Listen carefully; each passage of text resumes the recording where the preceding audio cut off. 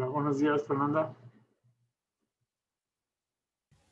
Hola, buenos días. ¿Cómo estamos? Muy bien, ¿y usted? Bien, también. Qué Bueno, bueno. morning por la mañana. ¿Ya se asomaron a la ventana? ¿Han visto cómo está el clima de Tijuana? Hay mucha neblina, ¿no? Ahorita. Realmente nublado, increíble, porque hace rato que me levanté, se veía bien la ciudad y ahorita no se ve más allá de 100 metros. Me encanta la neblina. Es un fenómeno muy interesante, místico, poético. Hay varios libros que hablan sobre la neblina. Es muy suave. Muy bien, chicos. Siendo las 6:45 de la mañana, vamos a empezar. Déjenme platicarles lo que tramo, o más bien cómo va a ser el resto del curso. El viernes 27, o sea, de este viernes en 8, hacemos examen de abdomen, todo abdomen, tubo digestivo, hígado, páncreas, excepto riñones. La primera semana de diciembre vamos a ver uro. Esto es riñones, vías urinarias, vejiga, próstata, pene. La segunda semana de diciembre, ginecobstetricia. La tercera semana de diciembre, sistema nervioso central. Y el viernes 18 de diciembre hacemos el examen final de todo el curso. Este examen final lo pueden preparar, además de revisar todo el material que hemos visto, con una presentación que deben de tener ustedes, chequen, que se llama Top 100. Son los 100 casos que deben de aprender a diagnosticar a la vista. Claro, saber explicarlos, saber documentarlos, saber describirlos, pero que deben hacer el diagnóstico prácticamente visual. Claro que tiene un poquito de trampa porque son 100 diapositivas o más o un poco menos, pero algunas diapositivas llevan varios diagnósticos, llevan varias imágenes. Entonces, en realidad son más de 100 casos. Ese es el mínimo que ustedes tienen que yo quisiera que salgan manejando en mi curso para que se hayan reunido los objetivos que todos esperamos. Ya saben que nadie va a reprobar, o sea, no se angustien por eso. Me preocupa más bien que salgan con la mejor carga de información para que la puedan aprovechar lo mejor posible en los semestres que vienen. Como ya les he dicho, es el cansancio. Solo me queda por decidir si al final de cada semana, de la de uro, de la de gineco y la del sistema nervioso central, les hago un pequeño examen para poder tener un valor numérico para calificarlos. Eso es necesario. O sea, la verdad a mí las calificaciones no me importan, pero a ustedes sí, porque en base a eso van a competir, van a ver sus siguientes cursos, etcétera. Yo trataré de beneficiarlos lo más posible para que salgan con una calificación lo más alta posible. Entonces, esto es abusando y aprovechando de que tenemos de la ventaja de que ya tenemos las pláticas del curso grabado. Entonces, no tenemos que presionarnos ahorita, porque ustedes lo pueden hacer en casa y además estamos en una pandemia que nos impide, les impide salir, se supone que los tiene guardados. Así es que no hay pretexto de que andan desperdiciando su tiempo en la calle, viajando de un hospital a otro para poder estudiar. No hay pretexto.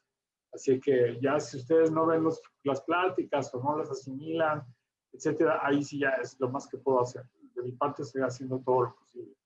De manera que en estas semanas que vienen, lo que vamos a hacer es, ustedes ven los videos en casa y nosotros revisamos aquí el material y vamos repasando todo. Bien, de esta manera vamos a empezar entonces con hacer un taller de abdomen. Primero voy a ver si... Primero voy a ver... Primero voy a ver cómo le hago para... Esta es la presentación. Van a abrir. Tengo que abrirla.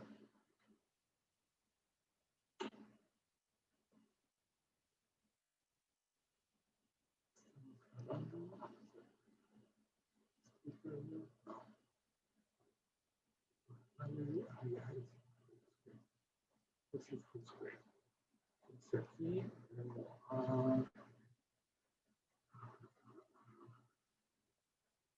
yo tengo abierta la presentación.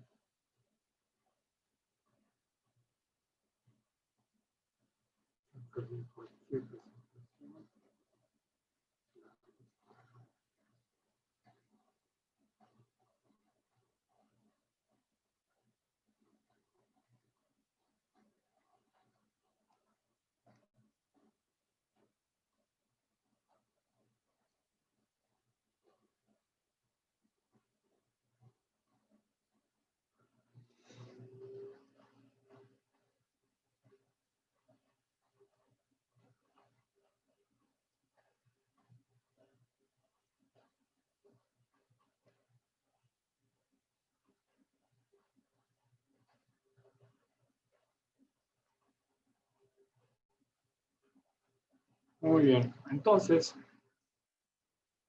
vamos a revisar, hacer una revisión de las primeras dos pláticas que les puse, que son de placa simple de abdomen.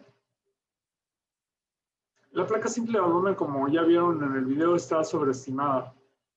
Creo que se desperdicia mucho tiempo y mucho dinero viendo placas de abdomen cuando el resultado que nos va a dar va a ser muy pobre. De manera que, en términos generales, la relación costo-beneficio de la placa de abdomen es mala, salvo situaciones especiales que ustedes ya revisaron. Entonces, les voy a pedir, según como aparecen aquí en mi pantalla, vamos a empezar por Fernanda, que es la madrugadora, la primera, que me digas qué ves en esta placa.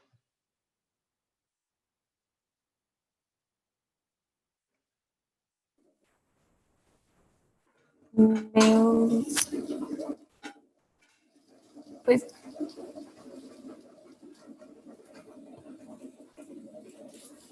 no sé, creo que está normal. O sea, se ve una opacidad ¿En dónde? pues parece que todo abdomen. ¿Se acuerdan cuál es la mnemotecnia que sugiero para evaluar una placa de abdomen? Así como en tórax tenemos el 3PM. Lo de UPA Vigas, algo así. Entonces vamos por la H. ¿Qué es la H? Huesos. ¿Y qué le ves a los huesos?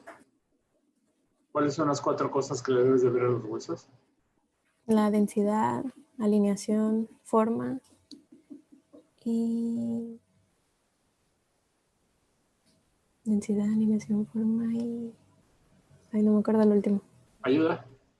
Integridad. Integridad, correcto. En una placa de abdomen, ¿qué alteraciones son más frecuentes en huesos? ¿Qué esperarías encontrar, por ejemplo, en un paciente con apendicitis en huesos?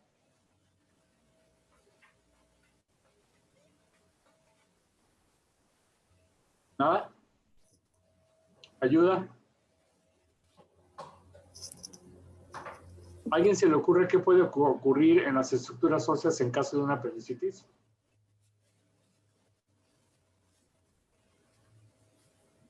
¿Nobody?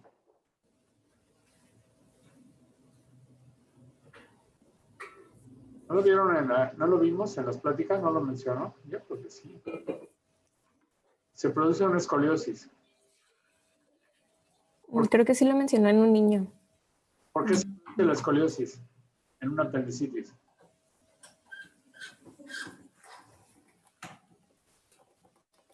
¿Nobody? Se produce por que hay espasmo del psoas y hay contractura de la pared muscular. Eso produce una escoliosis que llamamos escoliosis antiálgica. Para que una escoliosis antiálgica tenga significado, debe de aparecer en las dos proyecciones en la placa. ¿Cuáles son las dos proyecciones que tenemos que tomar para evaluar el abdomen? Cualquiera de ustedes.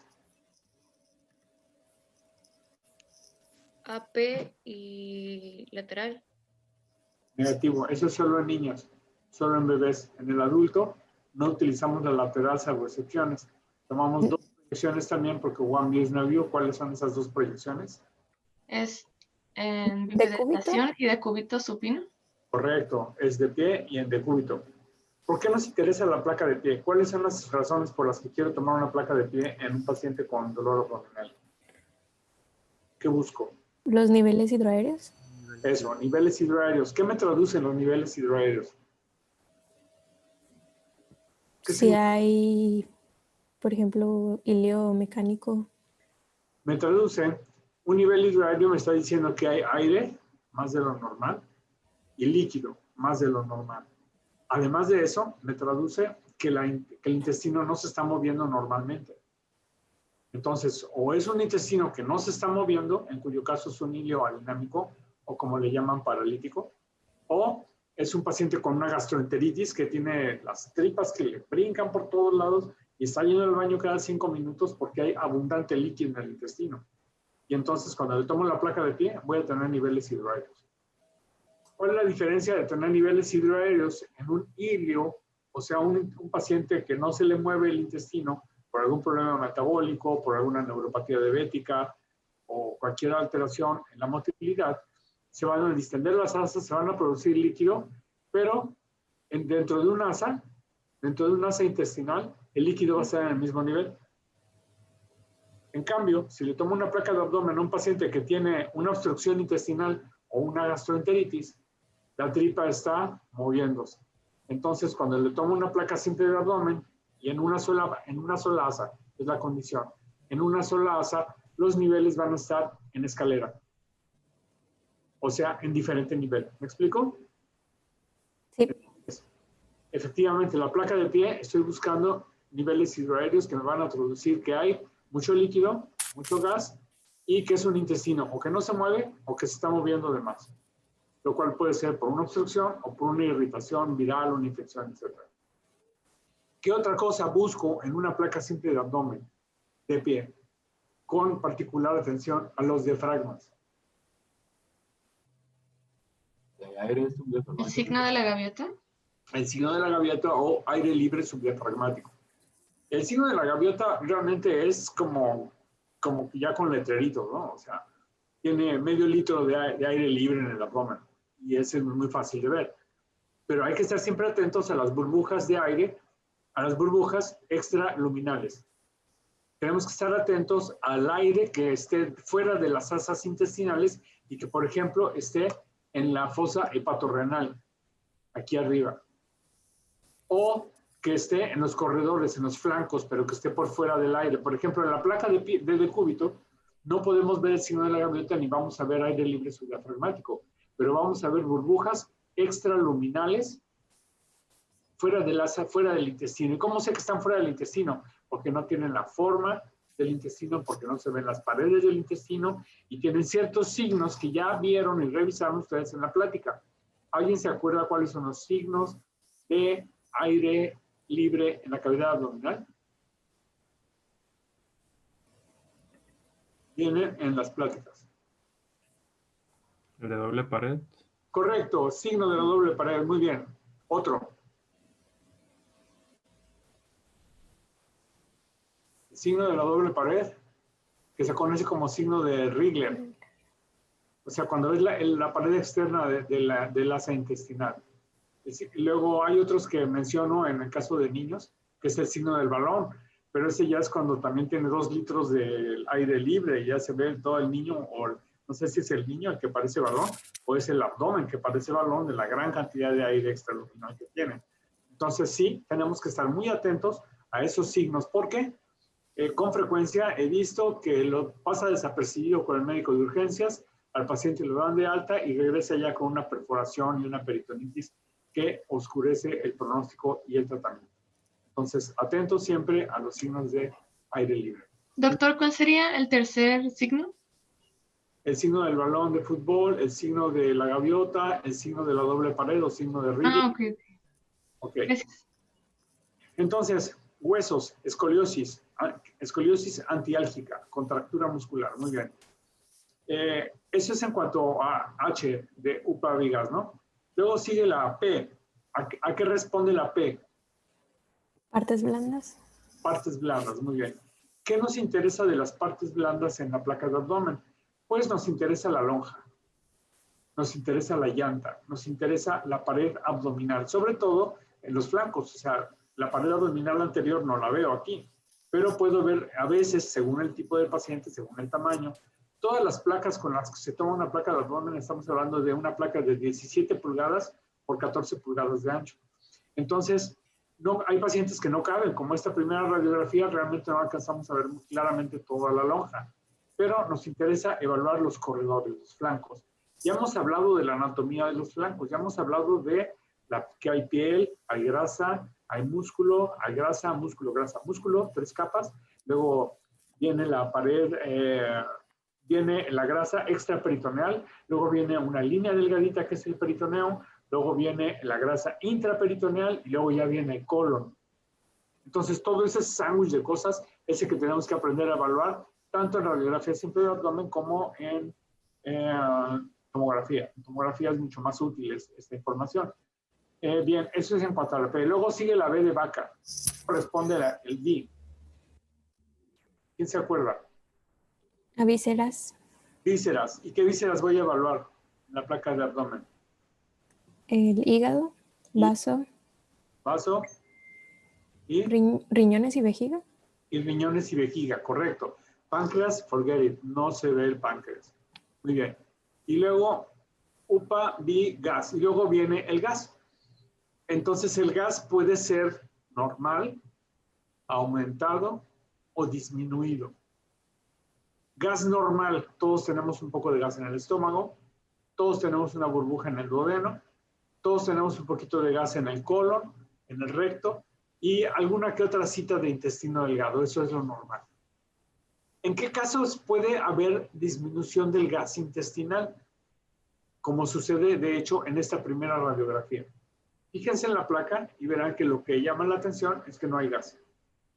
Es lo que se conoce entre nosotros como abdomen vacío. Es decir, no hay gas. En la inflamación peritoneal, creo que había mencionado. Una irritación peritoneal severa, o sea, una peritonitis severa. Muy bien, esa es una de ellas.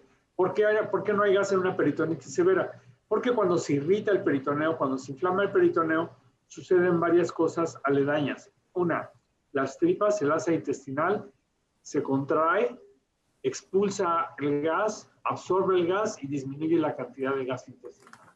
Y la otra cosa que sucede por arriba del peritoneo es que los músculos se contraen y se produce el cuadro clásico de, ¿cómo se llama? Cuando el paciente tiene duro el abdomen. Abdomen En un madera. ¿Abdomen en madera? Abdomen en madera. Y entonces el paciente se flexiona. ¿Por qué se flexiona? Porque están en genuflexión, porque estirar no duele. Y entonces los pacientes con abdomen agudo están flexionados y tienen el abdomen en madera. Es una defensa del peritoneo. Y la otra parte de la defensa del peritoneo es la atonía de las asas intestinales. Eso es lo que llaman la ley de las erosas. Entonces, efectivamente, se expulsa el gas y tenemos un abdomen vacío. ¿En qué otras circunstancias podemos tener abdomen vacío?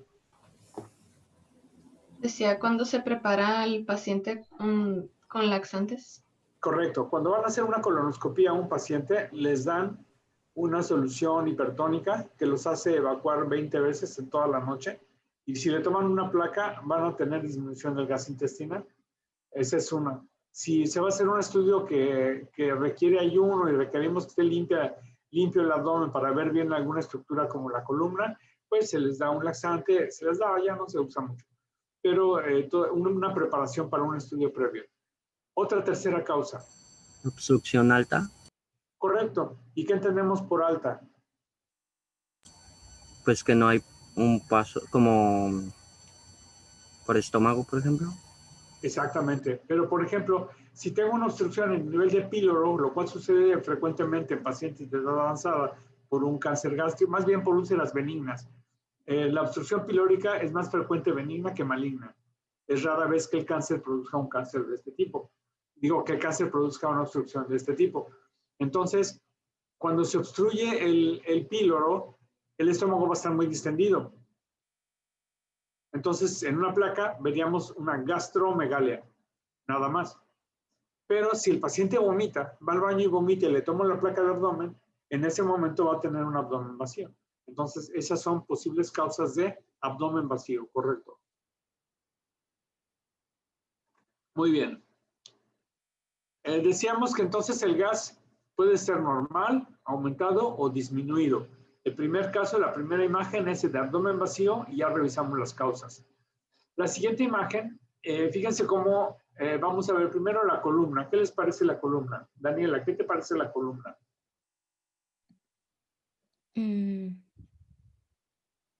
Pues se me hace que los cuerpos vertebrales están muy juntos, no sé si sea normal, y no se me hace, pues no parece que sea, que esté desalineada, pero pues tampoco está muy alineada.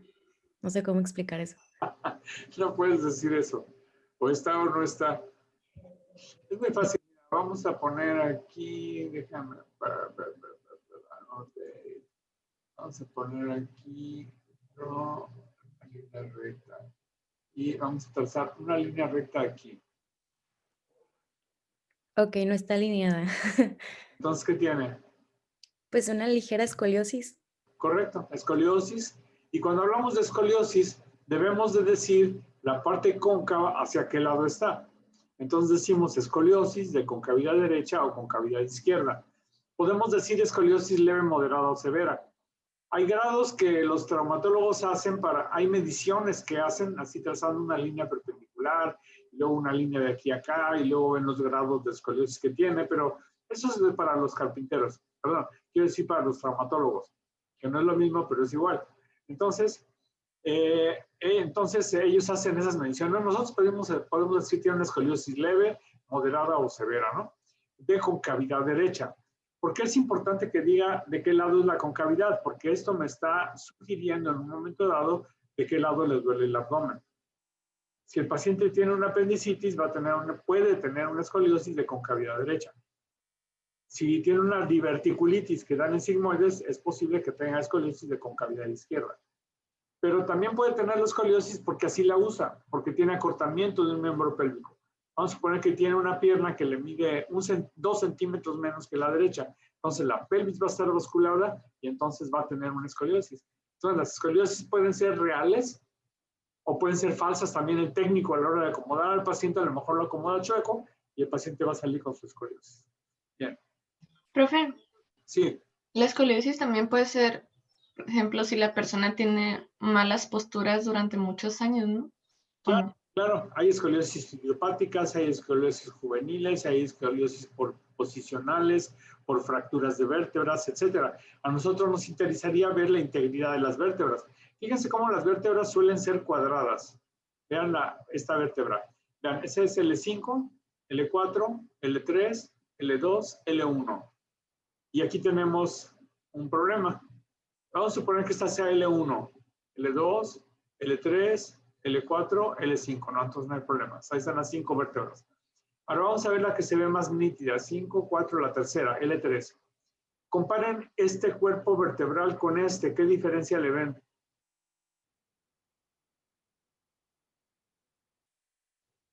Tiene menor densidad. Esa es una, disminuir la densidad. Puede ser por factores técnicos o puede ser porque este paciente está viejito y este paciente es joven. Esa sería una razón. La otra, factores técnicos. A lo mejor está más penetrada la placa que la otra. Las imágenes digitales tienen muy buena resolución de densidades y a todos les andamos viendo osteoporosis cuando realmente no la tienen. ¿Qué otra diferencia hay entre esta vértebra y esta? La apófisis espinosa está como movida en la segunda, hacia la derecha.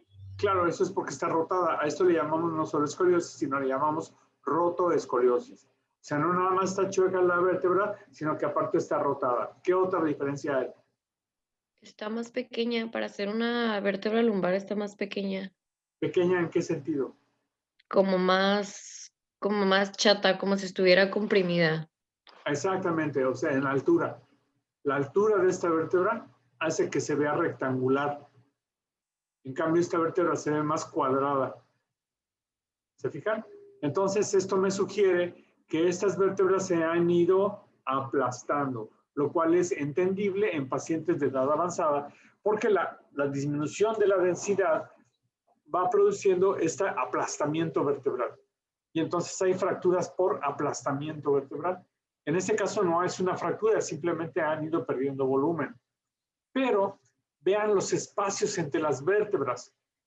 Por ejemplo, vean el espacio entre L3 y L4, que es este. ¿Qué hay en este espacio? Los discos intervertebrales. ¿Cómo? ¿Verdad? Los discos intervertebrales. Los discos. ¿De qué están hechos los discos? Es colágeno, ¿no? ¿Y qué más? Agua. Son mucha agua. Entonces hay una situación. Los discos se deshidratan. En el transcurso del día, nuestros discos se van deshidratando y en la noche son más chiquitos que en la mañana cuando nos levantamos. Y los pacientes de edad avanzada pierden esa capacidad de hidratación y entonces se produce lo que se conoce como discartrosis. ¿Qué quiere decir discartrosis? Discoartrosis. ¿Qué quiere decir la artrosis del disco? Dolor en los... sí, no, dolor en los discos intervertebrales. No. Artrosis, ¿qué significa?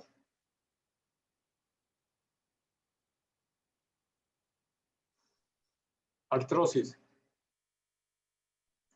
Viejosis. Pues simplemente de un problema en la articulación. No, viejosis. Artrosis, sinónimo de viejosis, o sea, de viejos. Artrosis son cambios degenerativos por la edad. Y así tenemos gonartrosis, artrosis de las manos, espondiloartrosis. ¿Qué quiere decir espondiloartrosis? Pues enfermedad degenerativa de la columna. ¿Y cómo se manifiesta? Bueno, disminución de la densidad de los cuerpos vertebrales, disminución del volumen de los cuerpos vertebrales por aplastamiento, disminución de los espacios intervertebrales porque los discos pierden su capacidad de hidratarse y se van disminuyendo de volumen hasta que eventualmente pueden hasta desaparecer y las dos vértebras se colapsan y se juntan y se pueden medio fusionar. Por eso los viejitos nos vamos encogiendo. Las abuelitas y los abuelitos nos vamos haciendo chiquitos porque vamos perdiendo. Imagínense perder 5 espacios de estos que miden 1 centímetro. Pues ya perdimos 5 centímetros. Yo cuando tenía 30 años medía 1,70. Ahorita no lo saben, pero mido 1,60. Y eso es por la discartrosis. No es cierto, es mentira. Bien, era broma. Ok, pero entonces sí es cierto que los discos se deshidratan. Y entonces en las radiografías, en las tomografías y en la resonancia magnética, vamos a ver cómo los discos van perdiendo su capacidad de hidratación y el paciente y se van encogiendo y desapareciendo los espacios. Muy bien. ¿Qué más le ven a esa radiografía? Aparte de la rotoescoliosis. No sé si estoy bien, pero creo que los pedúnculos se ven un poco más radiolúcidos que en la otra. No, es normal. Es por la osteoporosis. ¿Qué más?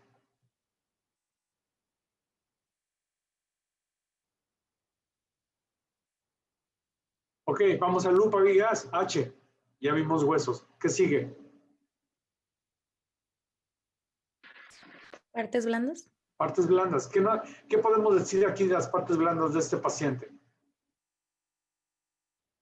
Hay algo que podemos decir que no se ve en el primero. ¿La lonja? Claro, la unión llanto-llantoidea, o sea, es un paciente obeso. El chon, o sea, ya sabemos que es un paciente por lo pronto obeso. Muy bien. Fuera de ahí, fíjense cómo la lonja aprieta el flanco derecho de la pared del abdomen. Fíjense, ese sándwich del que hablamos hace rato, fíjense cómo se ve deformado por el chon. ¿Ya lo vieron? Yo no. Aquí. Aquí también.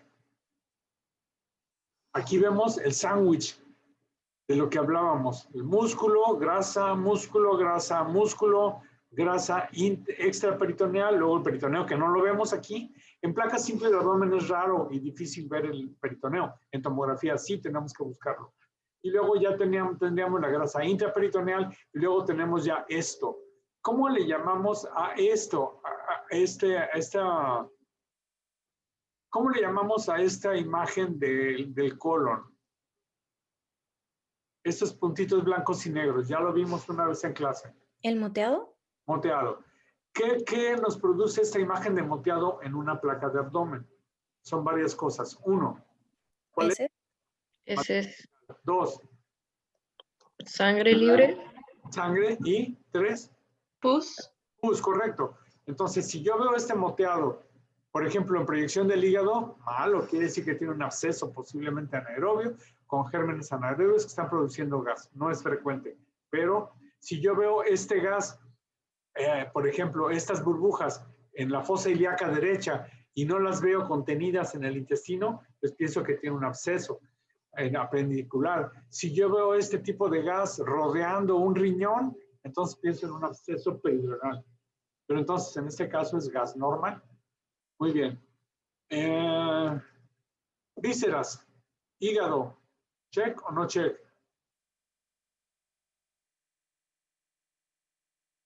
Hígado. Check. Se ve, el ángulo hepático está por aquí, es un hígado pequeño, no tiene mayor problema. Vaso, ¿check o no check? Pues, pero no check, es decir No que estoy segura. normalmente no lo vemos. El vaso es chiquito, el ángulo esplénico del colon llega hasta acá arriba, entonces ya son signos de que el vaso de lo más probable es que esté normal. Si tuviéramos el ángulo esplénico aquí abajo, diríamos, caray, pues entonces tiene esplenomegalia. Riñones difícilmente los vemos porque aquí hay mucha materia fecal en trayecto de todo el colon. Psoas izquierdo, miren. ¿Ven el psoas? El psoas siempre hay que verlo. Vean en la primera placa. Psoas derecho, psoas izquierdo. Borramiento del psoas es uno de los signos de irritación peritoneal por cualquier causa. Aunque se suele decir que, por ejemplo, la apendicitis suele borrar el psoas. Pero antes, cuando no teníamos placa de abdomen, sí teníamos que sacarle hasta la última gota de información a la placa, cuando no teníamos ultrasonido ni tomografía, porque era el único recurso y entonces inventábamos mucho. Pero ahora que tenemos estas otras modalidades, pues realmente no es tan indispensable. Bien, entonces esta placa la podemos decir que tiene rotoscoliosis, tiene viejosis, o sea, espondiloartrosis, y realmente nada más que nos llame la atención. Buscamos calcificaciones. ¿Buscamos calcificaciones en dónde? ¿En dónde creen que debemos de buscar calcificaciones en una placa de abdomen? 3 sitios. Ganglios. Rara vez. ¿En los riñones se alcanzarán a ver? En riñones. Tenemos que buscar cálculos en vías urinarias. Tenemos que buscar cálculos en vías urinarias. Muy bien. Y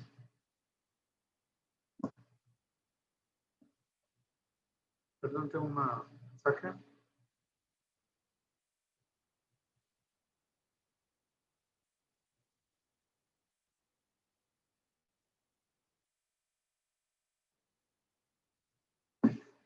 Cálculos en vías urinarias. Entonces vamos a buscarlo en proyección de riñones y en proyección de los ureteros, que corren más o menos paralelos a la columna, sobre todo pasando por las apófisis transversas.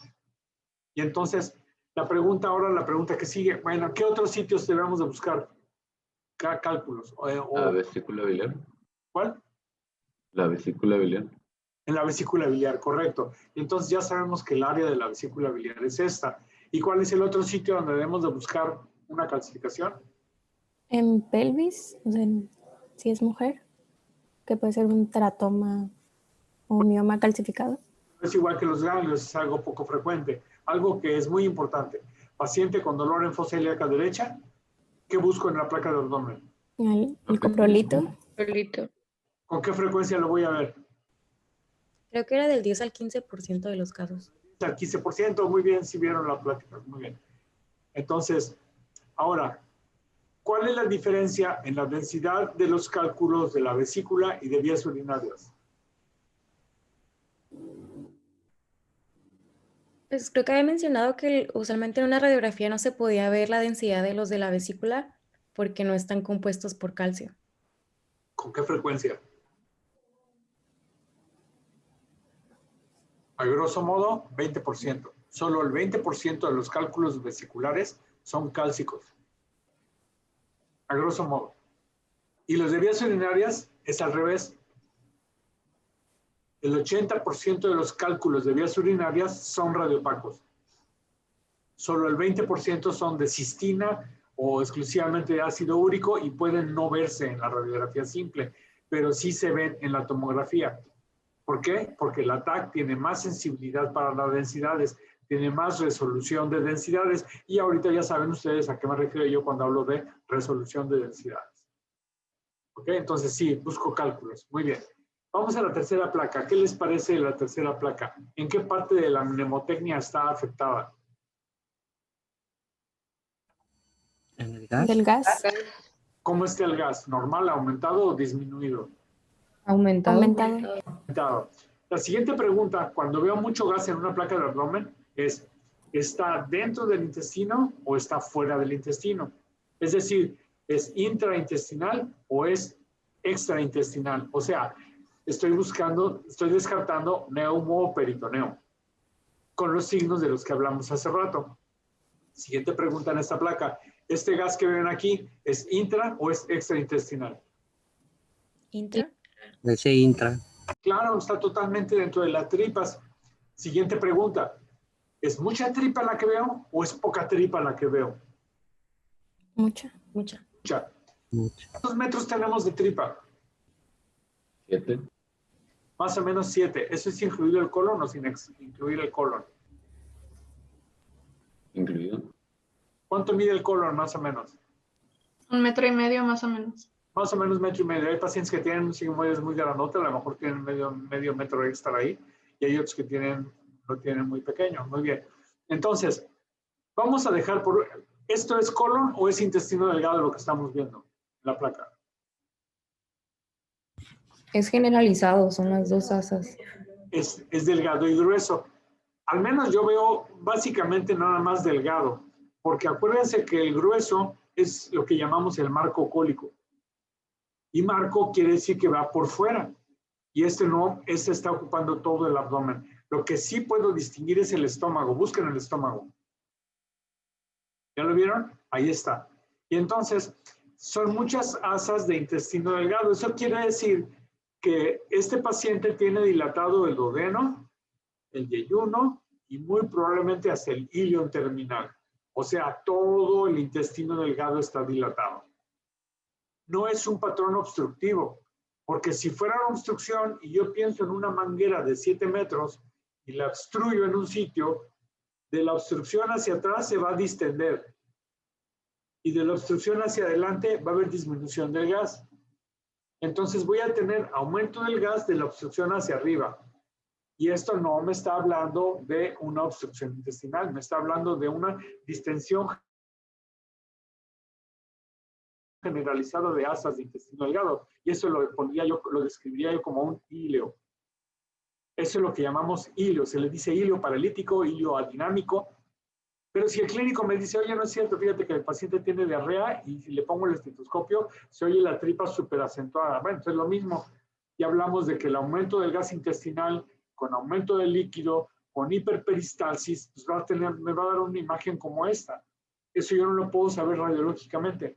Pero si el paciente está distendido y es diabético y está descompensado, lo que tiene es un híleo adinámico y el siguiente apellido es generalizado. Porque puede haber un híleo adinámico focalizado. De acuerdo a lo que les he explicado de la ley de las cerosas, si yo tengo un proceso irritativo en una parte del abdomen, por ejemplo en el apéndice, al inflamarse el peritoneo, me va a producir distensión del ciego como un mecanismo de defensa para que no se esté irritando más con la peritonitis que tiene, y va a producir espasmo y contractura de la pared abdominal. Y entonces esa distensión focalizada al área de infección llamamos híleo adinámico de tipo reflejo. Y entonces lo mismo puede pasar en la vesícula. Si la vesícula se inflama y la pared vesicular está inflamada, el ángulo hepático también va a pasar lo mismo, se va a paralizar, se va a distender y me puedo tener algunas asitas de intestino delgado también con unos nivelitos ahí. Entonces, hay híleo adinámico focalizado, que es secundario a un proceso irritativo focal, y híleo adinámico generalizado. Y ahí yo no puedo saber cuál es la causa. Como radiólogo no puedo saberlo. Tengo que platicar con el clínico y llegar a un acuerdo de ver por qué tiene esa alteración. A lo mejor tiene alteraciones metabólicas en el potasio, en el sodio, whatever, y eso es metafísica. Y eso ya no lo puedo saber yo, no me compete. Bien, siguiente imagen, ¿qué ven? El signo de la doble burbuja. Muy bien, ¿qué significa esto? ¿Cómo lo traduzco? Atresia duodenal. Esa es una posibilidad. Estamos hablando de que hay dos partes distendidas aquí. ¿Cuáles son? El estómago y el duodeno. Correcto, estómago y duodeno. Entonces, aquí tengo varias opciones desde el punto de vista pediátrico.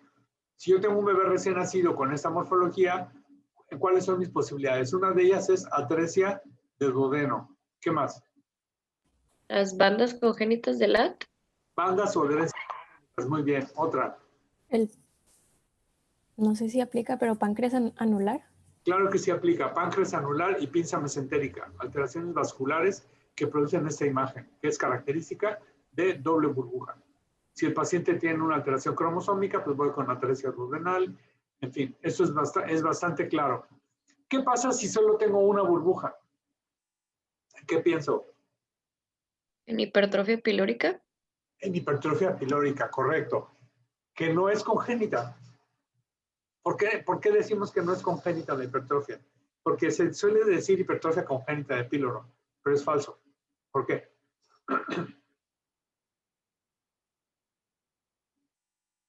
¿A cuánto tiempo de edad sucede las manifestaciones clínicas de una hipertrofia pilórica?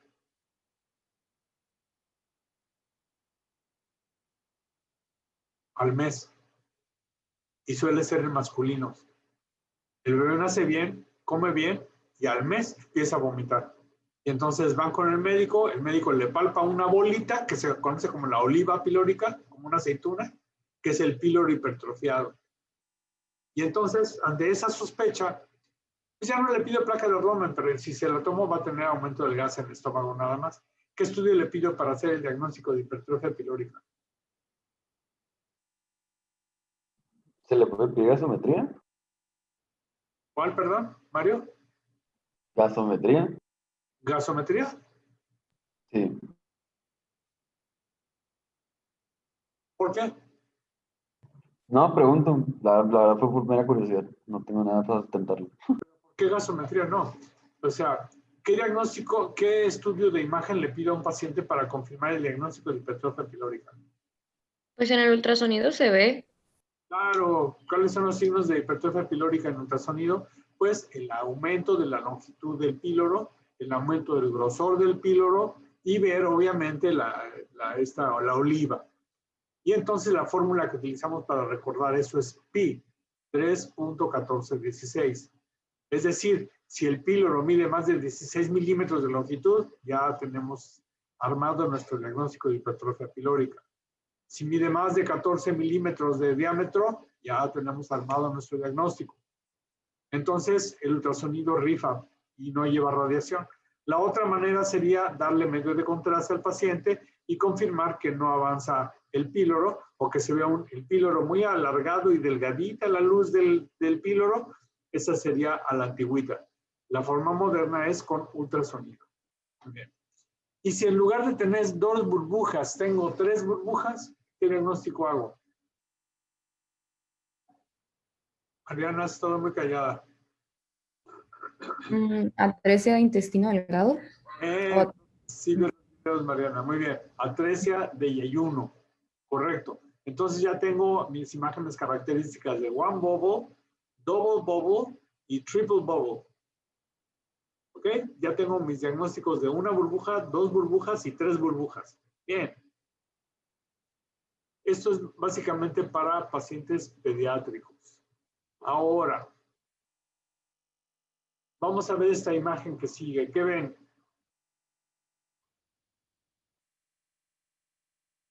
Upa Vigas, huesos. Díganme algo de huesos de este paciente. También están desviados un poco hacia la derecha. ¿Cómo dijimos que se llama eso? Con concavidad izquierda, pues.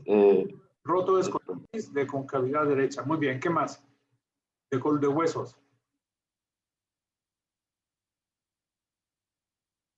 Está muy disminuida la densidad. Bien, ¿qué más? Disminución de los espacios entre los cuerpos. Exacto, ¿y qué más? Otro detalle más del que no hemos hablado hasta ahorita, pero ahorita lo vamos a ver.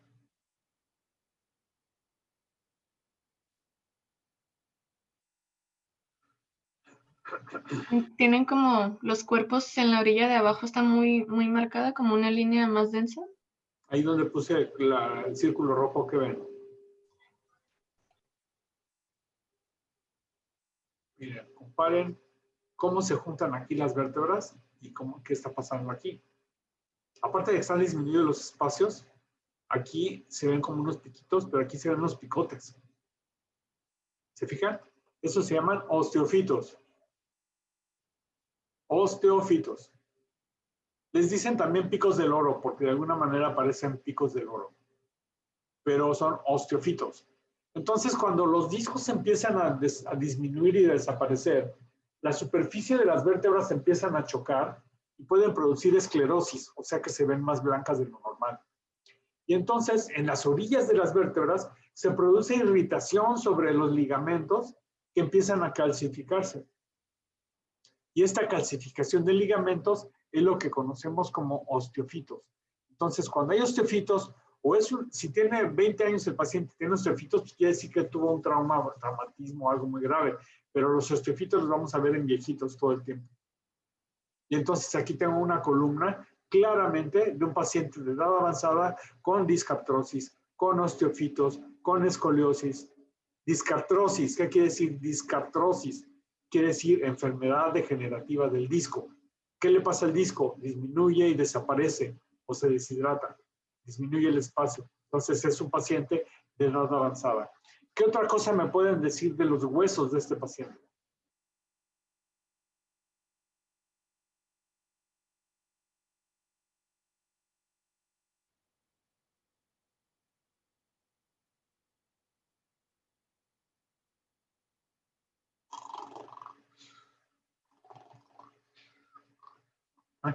Hey, estoy durmiendo. ¿Qué le ven? ¿Algo más?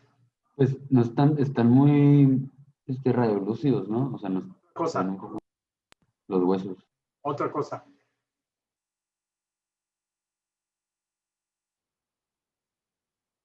Karen, Gisela, Lamper, ¿estás ahí o estás dormida? Karen. Te habla tu conciencia. Despierta, Karen. Karen, ¿ya ven? No está. Apaga la cámara y ya se quedó dormida. Sergio. Yo sí aquí estoy, doctor. Okay. ¿Qué más? ¿Qué más? ¿Qué otro detalle tiene interesante de huesos? ¿No lo ven? ¿No está aumentada la radiopacidad de, no sé si es de 12? No, otra. ¿No se podría visualizar, por ejemplo, una hernia de disco? No. Para eso necesitamos tomografía o resonancia magnética, más bien resonancia. Ah, ok. Ok, chicos, vean el fémur izquierdo. Tiene fémur el paciente, ¿saben? ¿Ya vieron el fémur izquierdo? Ahora vean el derecho. ¿Qué tiene? Acá. ¿Una imagen qué? ¿De qué densidad? Metálica. Metálica. ¿Qué será? Una placa. ¿Una prótesis o algo así? De fractura de fémur. Es una placa por una reducción de fractura de fémur. Ahora, vean el espacio articular izquierdo del cóndilo femoral a la cavidad del acetábulo. Ahora vean la del lado derecho, comparen. Está tallando, ¿no? Está haciendo fricción. Hay espacio articular, desapareció. Está fusionado la cabeza del fémur con el acetábulo. Este paciente no tiene movilidad en su cadera derecha. Por una fractura, por enfermedad degenerativa o whatever. O sea, por un problema antiguo. Fíjense todo lo que podemos sacarle de la placa de puros huesos. Claro, la idea es que conforme van practicando, esa información la recojan rápidamente y bueno, se den una idea que es un paciente limitado, que es un paciente de edad avanzada Y ahora sí vamos a lo siguiente. Ya vimos la H.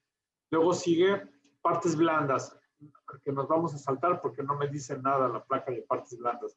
Luego siguen vísceras, que tampoco tengo problema con vísceras, no las veo. Y luego sigue el gas. ¿Cómo está el gas? ¿Normal, aumentado o disminuido? Aumentado. Aumentado. Aumentado. ¿Intra o extraintestinal? Intra. Intra. Intra. ¿Son muchas asas o poquitas asas? Pocas. Pocas. De hecho, nada más veo 3 tripas básicamente ahí dilatadas. Siguiente pregunta. ¿Son de intestino delgado o de intestino grueso? Intestino Perdón, ¿qué fue? ¿Delgado? Delgado.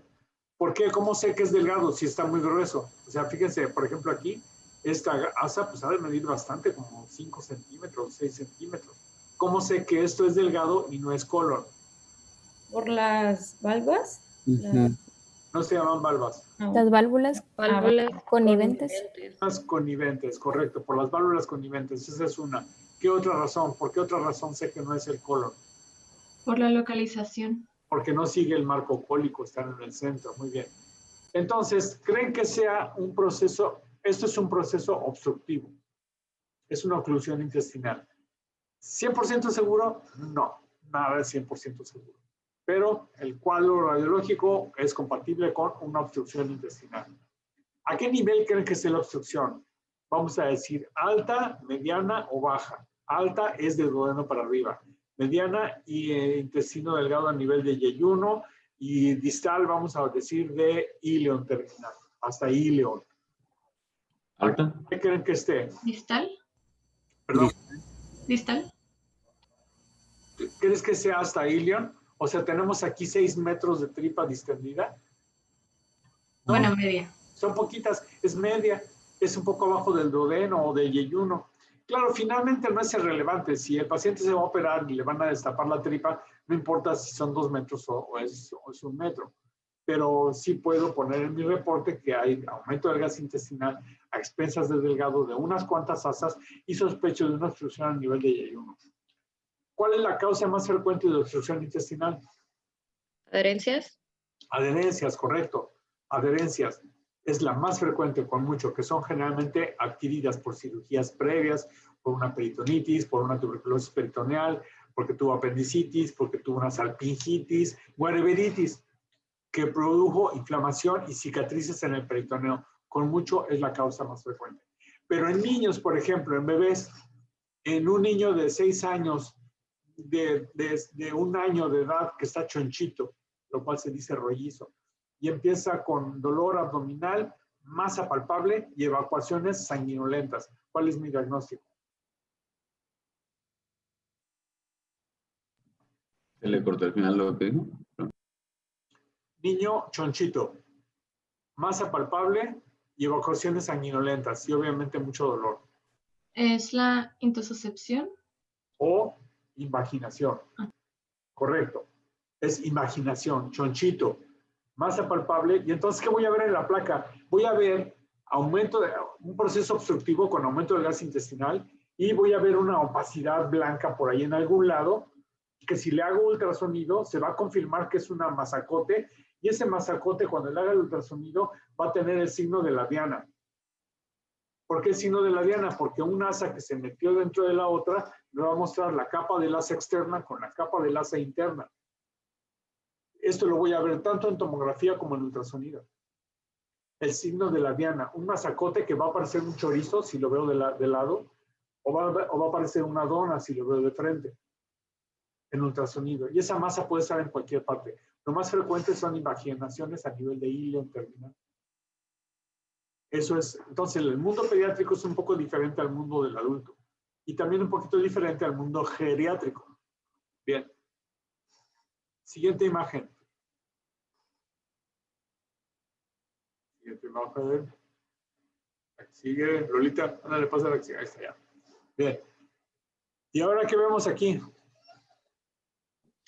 Veo un aumento del gas intraintestinal a expensas de colon. Claro, o sea, no hay vuelta de hoja. Es puro colon el que está distendido. Y entonces, ¿qué digo? ¿Qué puede producirme esto? ¿Qué se les ocurre o qué se te ocurre que puede producir esto, Lolita? Un proceso obstructivo distal, Ajá, por ejemplo, ¿cómo qué? pues que haya adherencias como pues en colon descendente. Es un poco más difícil pensar en adherencias en colon. Ahí tenemos que pensar en cáncer. Puede ser un proceso inflamatorio crónico. Puede ser una colitis ulcerativa crónica. Puede ser una colitis isquémica. Puede ser una colitis por Clostridium difficile, que se conoce como, ¿de qué otra manera se llama? Colitis pseudomembranosa. Colitis pseudomembranosa. Puede ser una colitis de cualquier tipo, pero es un problema básicamente del colon, o es una obstrucción a nivel del colon distal que podría ser por un cáncer. No es lo más frecuente que el cáncer produzca obstrucción, más bien produce otros síntomas. Masculino de más de 50 años con anemia, pienso en cáncer de colon. Primera regla. Femenino de más de 30 años con anemia, pienso en miomatosis uterina. Grábenselo. El 70 o el 80% de los casos es clarísimo esto. Masculino con anemia, aguas. Cáncer de colon, mi primera opción. Segundas, otras. Algún cáncer en otra parte, un déficit de alimentación, alguna anemia perniciosa, cosas raras. Pero a grosso modo, eso es. Mujeres con anemia, miomatosis. Básicamente. Bien. Entonces, aquí efectivamente tenemos lo que es el marco cólico. Fíjense en el ciego. Vean al invidente. ¿De qué tamaño es? ¿Se fijan cómo se distiende muchísimo? Mide hasta 10 centímetros, puede distenderse el ciego. Esa capacidad tiene. Y cuando se distiende mucho, eventualmente podría distenderse la válvula ileocecal y luego pasar el aire al ilio terminal. Muy bien. ¿Qué signo es este? Del balón de fútbol. Balón de fútbol. El signo del balón de fútbol. ¿Qué más ven en esta placa, aparte de como artefactos, o sea, de estructuras que no son del paciente? Hay dos. Yo le iba a preguntar, profe, de esa que se mira como una flor, como un disco que tiene como alrededor así como pétalos del lado izquierdo. ¿Correcto? Te gané. Yo te pregunté primero. ¿Qué les parece que es eso? ¿No es un marcapasos? ¿El marcapaso para el corazón? ¿No está muy lejos del corazón? Sí, yo lo vi medio abajo, pero pues no me cabía la duda. Esto es una válvula para... ya vi. Fíjense cómo alrededor, aparte de esta imagen metálica, hay una estructura blanca circular. ¿Lo ven? Hay una doma de baja densidad alrededor de esto. Entonces quiere decir que es un parche con el que le pegaron esto. Y acá tengo otra cosa, miren. ¿Ven acá arriba otra cosa parecida? ¿Qué creen que sea? Falta una que debe tenerla por acá arriba. ¿Electrodos? Exacto, son electrodos para el electro. Y esto que ven aquí es el parche. Ahora aquí hay otra cosa. ¿Qué es esto? ¿Una sonda nasogástrica? Correcto, es una sonda nasogástrica. Entonces, a veces una de las complicaciones de la aplicación de la sonda es la perforación del estómago. Si el estómago por alguna razón está más sensible de lo normal o su mucosa está un poco friable por isquemia o por lo que sea, se puede producir una perforación. Y entonces, piensen, si se inflama el apéndice y se perfora el apéndice, que puede tener una burbujita de aire, a la hora de romperse, pues no me va a producir esta cantidad de gas. Esa cantidad de gas es porque hay un hoyo muy grandote en una víscera que tiene mucho gas, como sería el estómago o el colon. No es 100%, pero yo puedo decir que esta cantidad de aire es porque se le perforó mucho algo muy grandote. Pero bueno, ya el cirujano lo decidirá, pero este niño hay que operarlo. Ahora, esta última placa, ¿qué les parece? Vamos al H, huesos.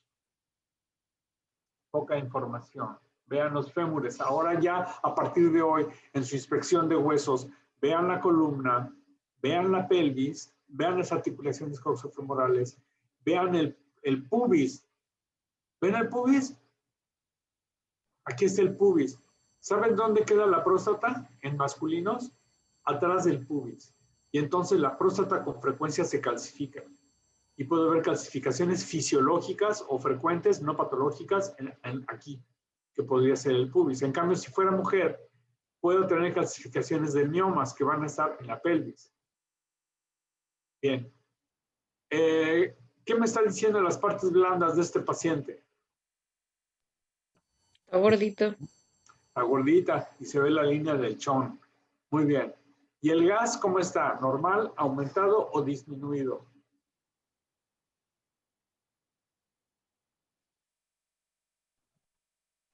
Disminuido. Disminuido. Bueno, solamente hay central. Sí hay aire. Este gas que en cantidades me parece normal. La distribución es la que me parece anormal. Pero la pregunta, ¿este gas es de delgado o es de grueso o es de ambos? Parece delgado. Es de ambos. Aquí tengo asas de intestino delgado. ¿Cómo se llama el espacio que hay entre una asa y la otra? Interasa. Terasa. Pregunta capciosa. Interasa, el espacio interasa. ¿Cuánto debe de medir? Pues digamos unos 3 milímetros. ¿Por qué? Porque la pared de un asa debe de medir 1 milímetro o 1,5 y la otra debe medir 1 milímetro o 1,5, de manera que el espacio interasa pues debe ser finito y medir más o menos 3 milímetros. ¿En qué situaciones creen que se pueda aumentar el espacio interasa? Por ejemplo, en esta radiografía de aquí abajo, fíjense cómo aquí hay una línea blanca que se ve más gruesa. Aquí hay aumento del espacio interasa y aquí, pues no sé, no estoy seguro. Y aquí en esta última imagen, vean aquí el grosor de esta línea blanca, ¿la ven? ¿Cómo la ven comparado esta línea con esta otra línea, por ejemplo aquí? ¿Cómo está el espacio interasa aquí comparado con aquí? Aumentado. Aumentado. Entonces tengo gas intestinal en cantidad más o menos normal o aceptable o un poquito aumentado. La distribución tanto de delgado como de grueso, pero esta tripa está en el centro del abdomen del paciente, no está en las orillas, porque está flotando. Flotando quiere decir que hay líquido y las asas se van al centro. ¿Cómo se llama este fenómeno en medicina? ¿Asitis? Asitis. Asitis. Entonces, este paciente tiene asitis. ¿Cómo lo diferencio de un quiste gigante de ovario, que también es líquido? En el quiste está como más en un solo lugar. Está como delimitado, ¿no? Y hay opacidad del... ¿Cómo va a estar la tripa en el quiste? ¿No está desplazada hacia arriba? Hacia afuera y hacia arriba si viene de abajo, pero sobre todo hacia afuera. Entonces, así es como voy a diferenciar en una radiografía y en tomografía asitis de una masa quística. Y una miomatosis, pues también va a producir lo mismo. Un mioma gigante o un embarazo va a producir desplazamiento de las tripas hacia afuera, mientras que el líquido libre las va a producir al centro y a flotar. ¿Comprende? Muy bien, chicos. Estas son las imágenes más características que deben de conocer en cuanto a placa simple de abdomen. Aquí tenemos los títulos, las letras. Aquí tenemos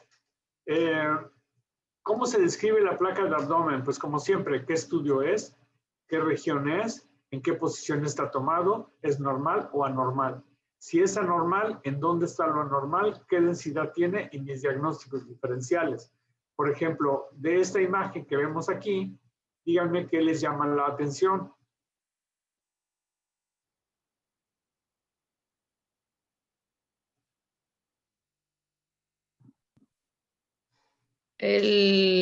Bueno, se ve el duodeno al lado de L2 con un nivel hidroaéreo, pues porque está de pie el paciente. ¿Por qué el duodeno siempre está en ese sitio, mientras que las demás tripas pueden estar desplazadas?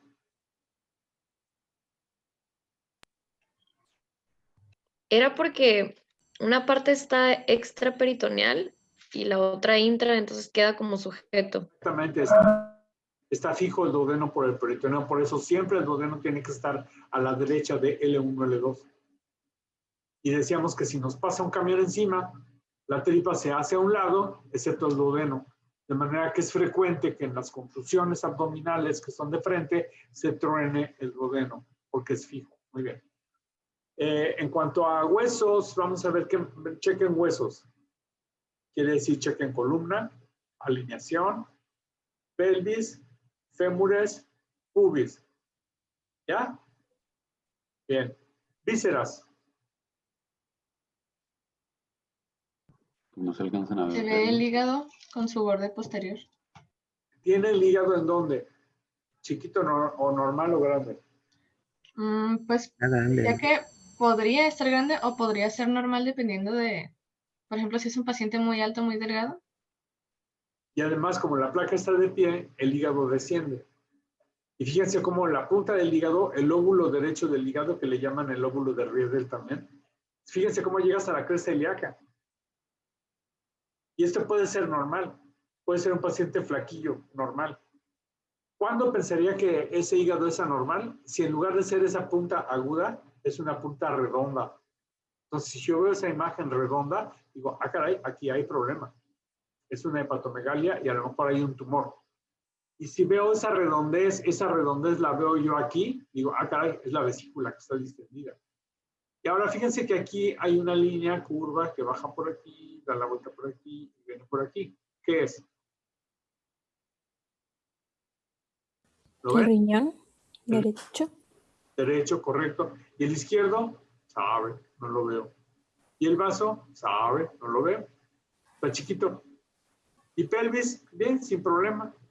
Veo tal vez un poquito aquí en la vejiga, no veo calcificaciones. El gas intestinal, pues es normal. ¿Es que tiene popó en el colon? Pues sí, para eso sirve el colon, para guardar la popó en lo que vamos al baño. Es normal. Y luego aquí tenemos la lonja. Entonces, nuevamente tenemos una paciente lonjuda y aquí tenemos otra línea de la lonja. Bien. Indicaciones precisas de la placa de abdomen en abdomen agudo. ¿Por qué? ¿Por qué me sirve la placa de abdomen en abdomen agudo que va a ser contundente, mientras que el ultrasonido puede que salga negativo? La tomografía no, nada más el ultrasonido. ¿En qué me va a servir la placa de abdomen en abdomen agudo, que es contundente el diagnóstico?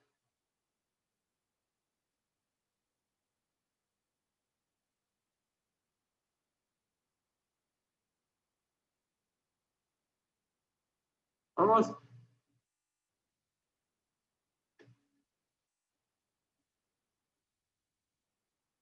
El paciente tiene dolor abdominal, abdomen en madera, rígido, aumento de la peristalsis, disminución, ausencia de peristalsis intestinal, y le digo, tómale la placa de abdomen, de pie y en decúbito. ¿Un ilio? No, ¿Pancreatitis? no. Contundente, puede ser en dos casos. ¿Cuáles son? Ahí será el número 4.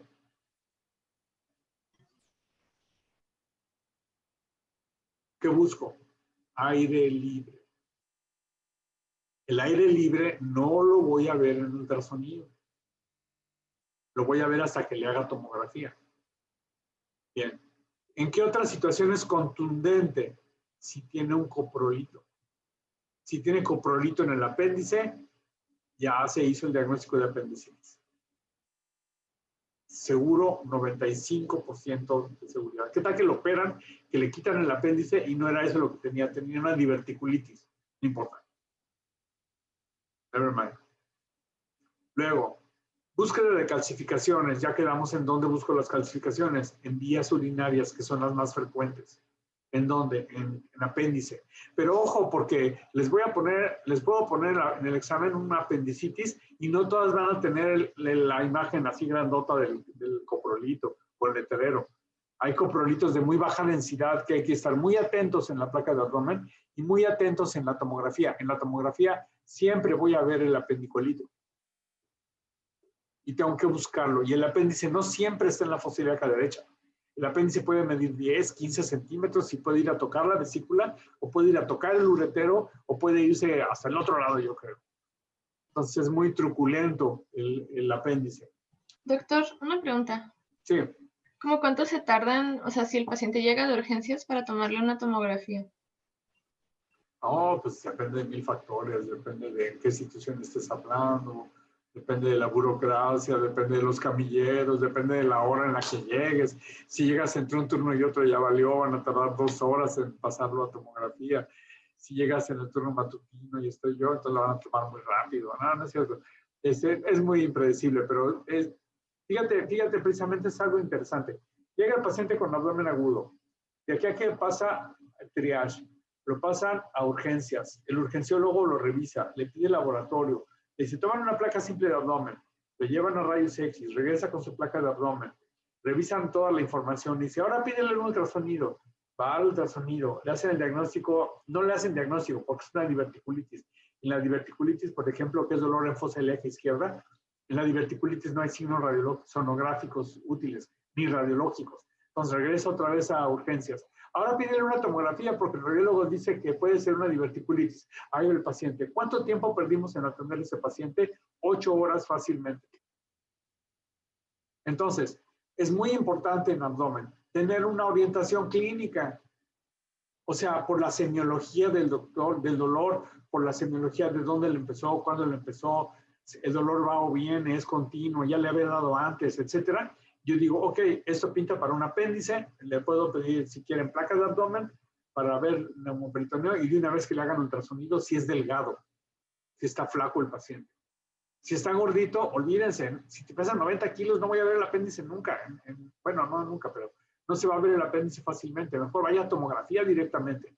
Olvídense de la placa de abdomen, tac, directo, y regresa ya con diagnóstico de apendicitis o de diverticulitis o de whateveritis, pero la tomo es muy sensible en abdomen agudo.